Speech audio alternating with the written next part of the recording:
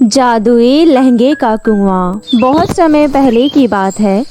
प्रीतमपुर गांव में एक अनाथ बच्ची एक बूढ़ी दादी के साथ रहा करती थी। उस मासूम बच्ची का नाम आकांक्षा था। आकांक्षा की दादी बहुत बूढ़ी हो चुकी थी। क्योंकि आकांक्षा अभी छोटी थी, इसलिए उसकी दादी जैसे तैसे खेती बाड़ी करके आकांक्षा और अपना पेट पाल लिया करती थी। आकांक्षा की दादी और आकांक्षा दोनों ही खेतों में काम किया करते थे। दोनों दिन रात मेहनत करते और खेती से जो भी मुनाफा होता उन पैसों से वो अपना गुजारा किया करते थे। परंतु जैसे जैसे समय बीतता गया, आकांक्षा की दादी और बीमार पड़ गई और अब उनसे खेती बाड़ी नहीं होती थी। अपनी दादी की ऐसी हालत देख आकांक्षा अकेले ही खेतों में काम करने लगती है। आकांक्षा अपने बचपन से ही खेतों में एक कुआं देखते आई थी, परंतु उस कुएं का कोई भी इस्तेमाल नहीं होता था, इसलिए लोगों ने उस पर कभी भी ध्यान नहीं दिया।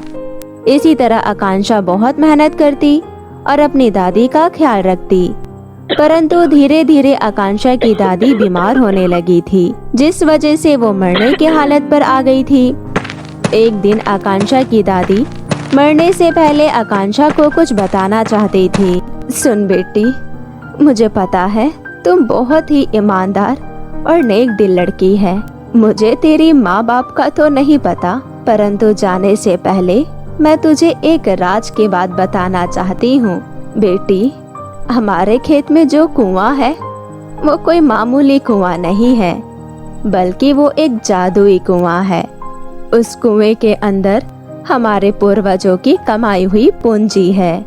तुम उस बात पूरी करने से पहले आकांक्षा की दादी भगवान को प्यारी हो जाती है और आकांक्षा अपनी दादी की बातों को समझ नहीं पाती कि उसकी दादी उसे क्या बताना चाहती थी। उसके बाद आकांक्षा बड़े ही दुखी मन से अपनी दादी माँ का अंतिम संस्कार कर देती है। आकांक्षा का इस दुनिया में कोई नहीं था, इसलिए वो बहुत उदास रहने लगती है और अकेला रहना पसंद करती है। एक दिन आकांक्षा अपना मन हल्का करने के लिए खेतों में जाने का फैसला करती है।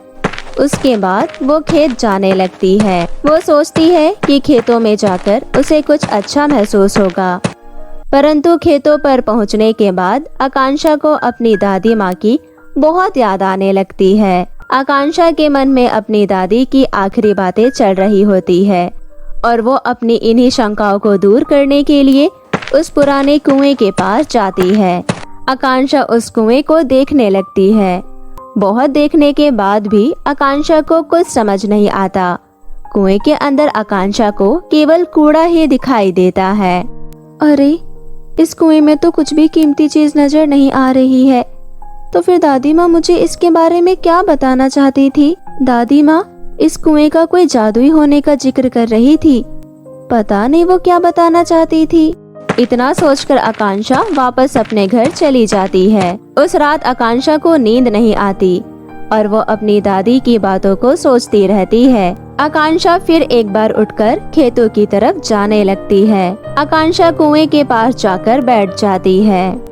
दादी माँ मुझे इस कुएं के बारे में कुछ बता रही थी, परंतु वो मुझे पूरी बात बता न सकी।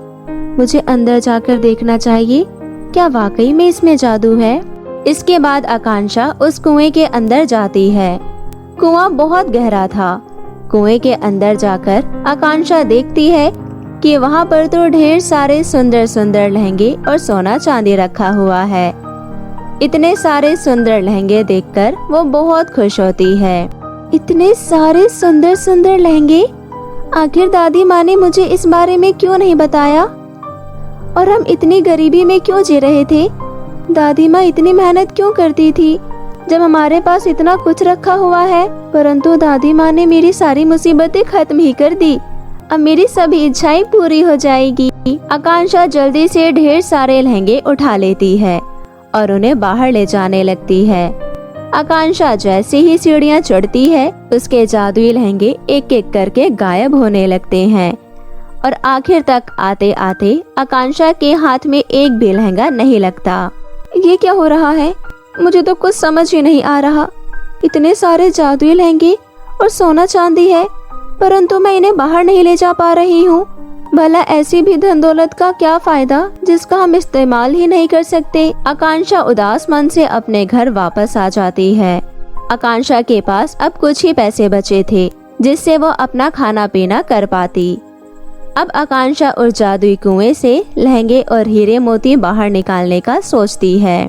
सोचते सोचते आकांक्षा की तबीयत बहुत खराब होने लगती है और वो डिप्रेशन का शिकार हो जाती है। आकांक्षा के पास अब कुछ भी नहीं बचा था।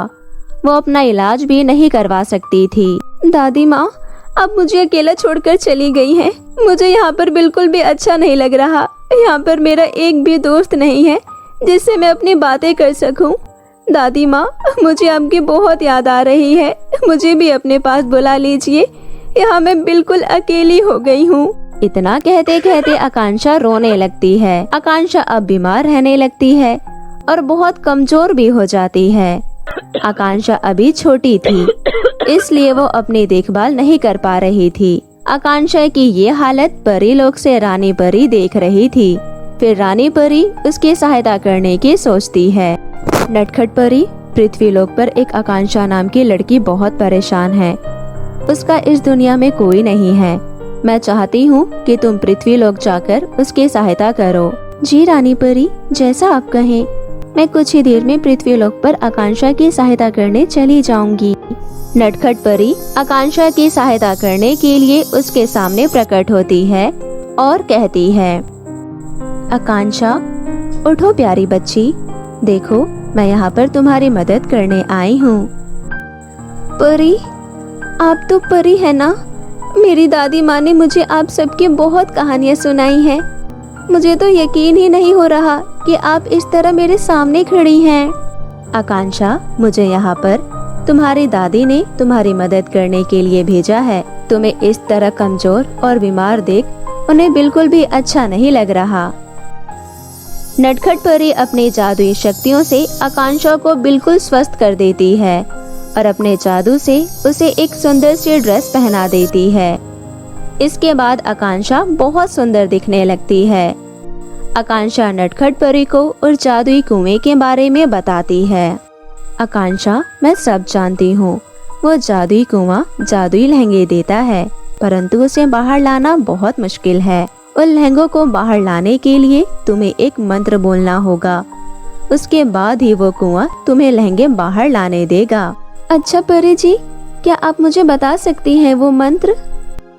क्यों नहीं आकांक्षा, वो सभी लहंगे तुम्हारे ही हैं। कुएं से लहंगे बाहर लाने के लिए तुम्हें 3 बार बुराई का विनाश हो, मुझे है लहंगों की आस, ये बोलना होगा। उसके बाद तुम जादुई कुएं से लहंगे बाहर ला सकती हो। अच्छा, तो अब मैं चलती हूँ। मैंने तुम्हारी पूरी सहायता कर दी है। धन्यवाद परी जी, आप बहुत अच्छी हैं। मैंने दादी माँ से आपकी अच्छाइयों के किस्से सुने थे और आज मैंने देख भी लिया। इसके बाद नटखट परी वहाँ से चली जाती है। आकांक्षा उस कुएं के अंदर जाती है और परी के कहे मुताबिक मंत्र को पढ़ने लगती है।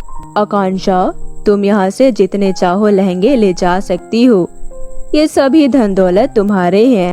इसके बाद आकांक्षा अपनी जरूरत के अनुसार उस कुएं से सुंदर सुंदर लहंगे निकाल लिया करती थी। क्योंकि वो जादुई लहंगे थे तो वो आकांक्षा की हर एक मनोकामना पूरी करते थे और उसको किसी भी चीज की कमी नहीं महसूस होने देते थे।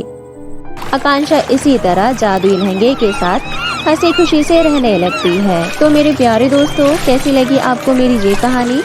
मुझे कमेंट करके ज़रूर बताएं और इसे अपने दोस्तों के साथ भी शेयर करें। और हाँ दोस्तों, अगर आपने अब तक मेरे चैनल को सब्सक्राइब नहीं किया है तो प्लीज़ जल्दी से नीचे लाल बटन दबाकर अभी कर लें। तो मिलती हूँ आपसे फिर किसी नई कहानी के साथ। तब तक के लिए आप अपना ध्यान रखें। बाय बाय दोस्तों।